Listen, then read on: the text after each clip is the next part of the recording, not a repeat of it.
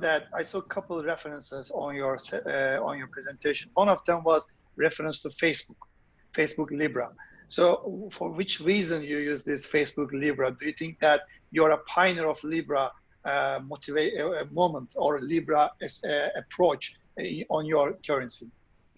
Libra introduced a very simple concept which got multiple governments and competitors really struggle, because there is very few ways to intercept or forbid that. Internet is global. Anybody can send information over internet.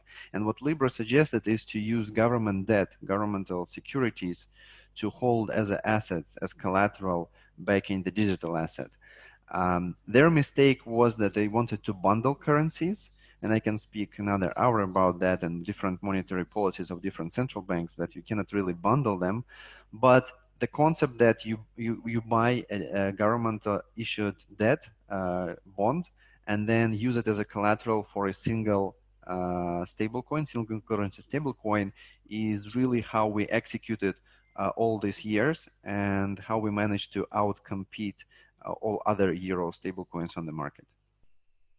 I see. And also you make some comparison with the EURS with other stable currencies, not in euro, because you mentioned saying that the rest of the euro denominated stable currencies are not as successful as your currency due to different reasons. Maybe we can come and ask detail why did they fail as well, or why they are not as successful as your currency. But you mentioned about the Tether.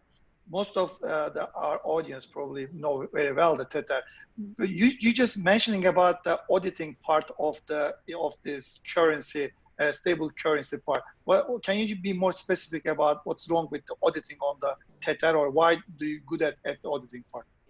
Sure. So what Tether does is that nobody knows how much of an asset they hold against their digital version of the token they create, and that short term may work out just fine, but over the long term it creates a problem, so-called a bank run or an asset freeze problem, that when Tether runs out of liquidity, there'll be just not enough collateral or cash to compensate for everybody who wants out.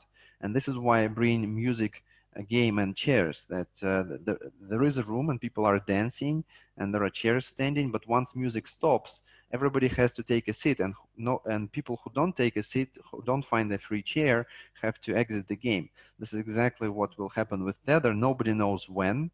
I cannot tell you that this will happen like tomorrow. Nobody can. But similar to US housing market in 2008, the Tether has an underlying problem with its transparency that people will realize going forward. How we different is we brought a global auditor from day one to our project. We are the only digital asset project that is audited by a top company. There are very few actually big global auditors, and we are audited by one of them. Not even the dollar stablecoin from Coinbase is audited by a global big name. But I made a lot of efforts to bring that counterparty to the table. The audit firm name is BDO, and they can audit us on a daily basis.